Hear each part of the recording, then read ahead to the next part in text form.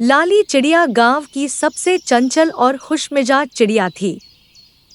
वो हमेशा कुछ नया सोचने और करने में लगी रहती थी। उसकी उड़ान कभी आसमान में ऊंची तो कभी पेड़ों के बीच से निकलते हुए हर जगह उसकी चहकती हुई आवाज सुनाई देती थी। गांव के सभी पक्षी लाली को बहुत पसंद करते थे, लेकिन कभी-कभी उसकी अनोखी सोच पर हंसते भी थे। एक दिन जब आकाश में काले बादल छा गए और तेज बारिश शुरू हो गई, लाली परेशान हो गई। वो पेड़ की एक शाखा के नीचे जाकर बैठ गई, लेकिन बारिश की बूंदें उसे वहां भी नहीं छोड़ रही थी। उसके पंख भीग गए और उसे ठंड लगने लगी। उफ, ये बारिश! हर बार जब मैं बाहर निकलती हूँ तो मेरे पंख भीग जाते हैं। अगर इसी तरह चलता रहा तो मैं बीमार पड़ जाऊंगी। क्यों ना कुछ ऐसा किया जाए जिससे बारिश में भी मैं और मेरे साथी सूखे रहें। अगर हम छाता बना लें तो ये समस्या हल हो सकती है। ये सोचकर लाली बहुत उत्साहित हो गई। उसने अपने दोस्तों से मिलने का फैसला किया और अपनी योजना साझा करने के लिए उड़ान भरी। टिंकू, मैंने एक शानदार योजना बनाई है।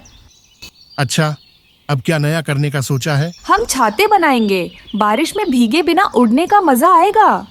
तुम्हारी सोच तो बहुत अच्छी है लाली, लेकिन पक्षी और छाते, ये कुछ अजीब सा लगता है। हमें उड़ने के लिए पंख दिए गए हैं, छाते उठाने के लिए नहीं।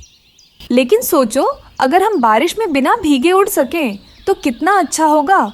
और अगर ये छाते सफल हो गए तो हम इसे बेचकर पैसे भी कमा सकते हैं। ठीक है, अगर तुमने ऐसा ठान ही लिया है तो मैं तुम्हारी मदद करूंगा, लेकिन पहले हमें देखना होगा कि छाते कैसे बनाए जाएं। लाली और टिंकू ने मिलकर पूरे गांव का चक्कर लगाया और उन चीजों की तलाश शुरू की जिनसे वे छाता बना सकें। सबसे पहले वे जंगल के सबसे घने पेड़ों के पास गए। वहां उन्होंने बड़े-बड़े पत्ते देखे। ये पत्ते बड़े और मजबूत दिखते हैं।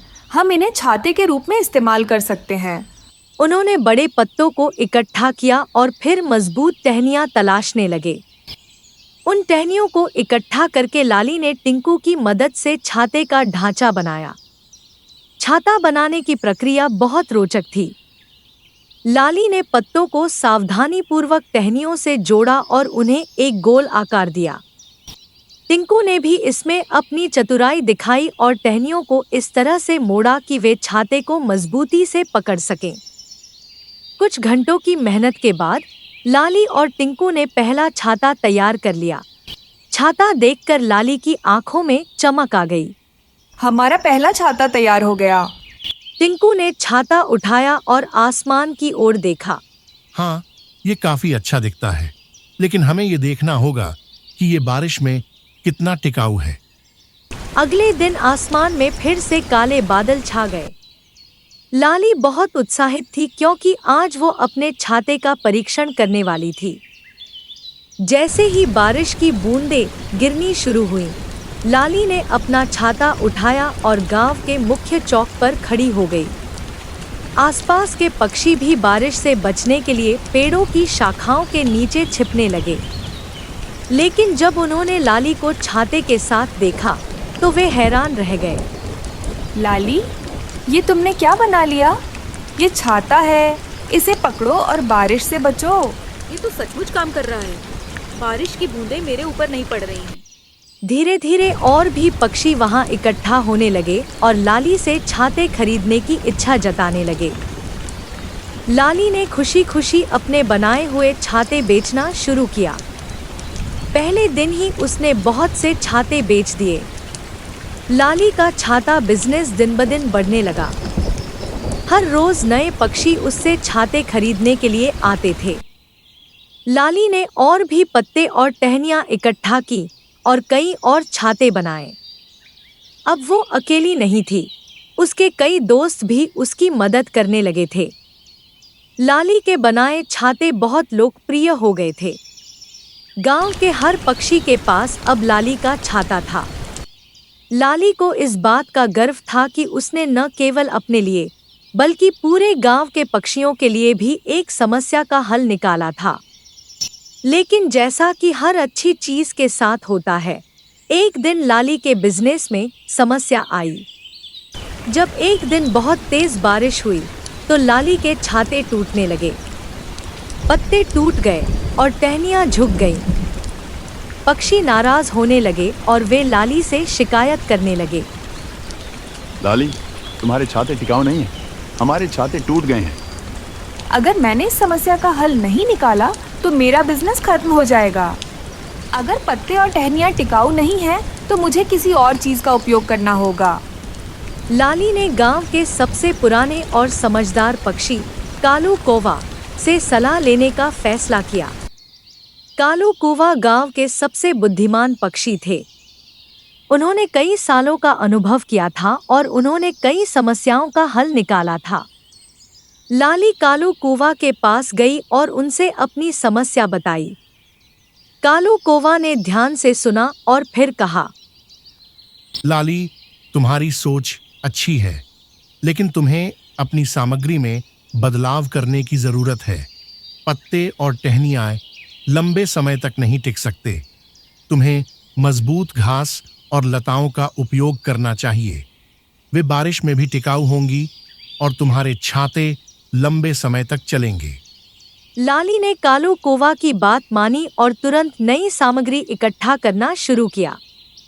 उसने मजबूत घास और लताओं का उपयोग करके नए छाते बनाए। इन छातों को बनाने में उसे कुछ समय लगा, लेकिन जब वो तैयार हुए तो वे बहुत ही मजबूत और टिकाऊ थे। लाली ने अपने नए छाते बाजार में लाए और उन्हें पक्षियों को बेचने लगी।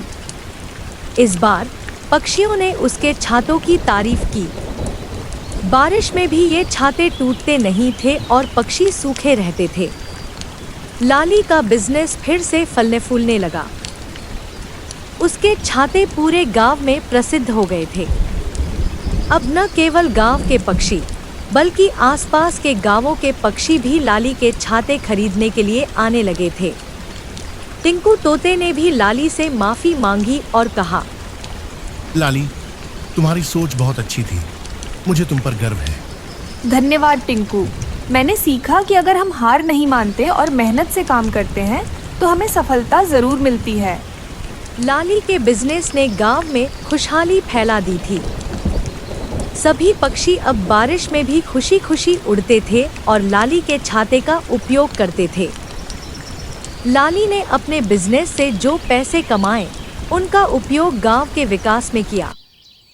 उसने गांव के बच्चों के लिए एक छोटा स्कूल खोला जहां वे पढ़ सकते थे और कुछ नया सीख सकते थे।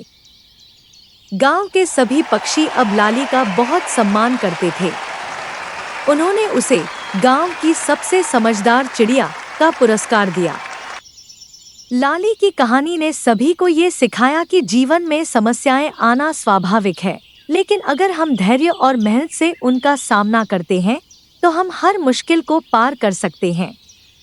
लाली ने अपने कठिन परिश्रम और नई सोच से ये साबित कर दिया कि अगर आप में दृढ़ निश्चय और हिम्मत हो तो कोई भी मुश्किल आपको रोक नहीं सकती।